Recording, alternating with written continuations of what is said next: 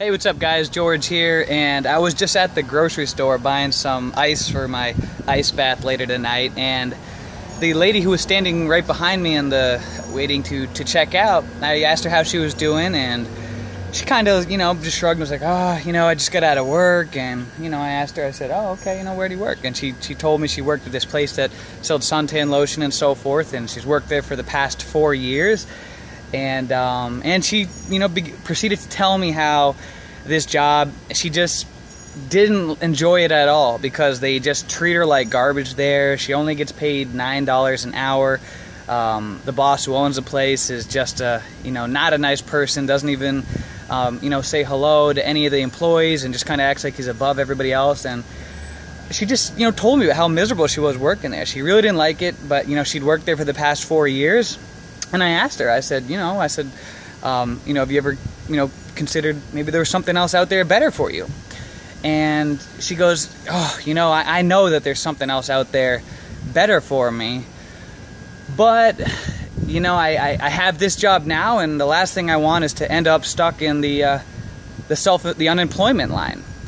And, see, the interesting thing is that one word, but, is what I find separates so many people from making their dreams become a reality. See, what she said was, I know that there's something else more out there for me, but, and then after but comes the story that we sell ourselves as to why we can't do what it is that we would like to do. And for her, it was because the pain of ending up at an unemployment in an unemployment situation was greater than the pleasure of what life could potentially be, as if she found her dream job. And it really reminds me of this story that I used to hear my dad used to always say to me. And it was about these these hikers. They're hiking through the woods, and then one day they come across this cabin, and as they're walking by the cabin, they see out front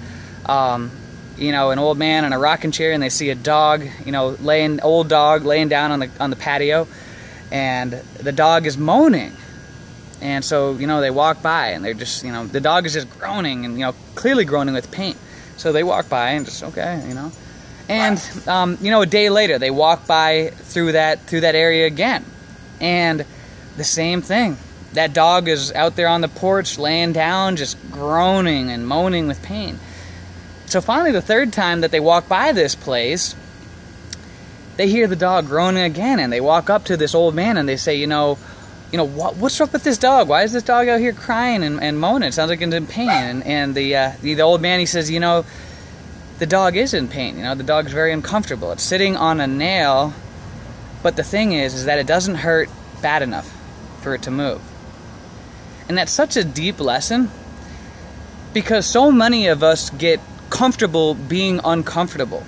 We get stuck in a job that we hate, but even though we're comfortable being uncomfortable. And it's not enough for us to want to get off that rusty nail and to go find something else better. And I'm not trying to talk down on that lady in her position. I know I've been in that situation before, where I was in a job that I did not like and I really wanted to get out of, but I kept making excuses. And there's still many areas of my life that I'm constantly working on to improve. But it's a lesson for all of us to remind ourselves that there is more out there that is better for us, and to catch ourselves when to begin to use that word but. Because that word but, again, is that story that we tell ourselves as to why we don't do what it is that we want to do with our life. So this week, try to catch yourselves in those areas that maybe you've begun to become comfortable being uncomfortable, and proceed to push yourselves into a further dimension of further growth and strength. I hope you guys have a great week. Take you later.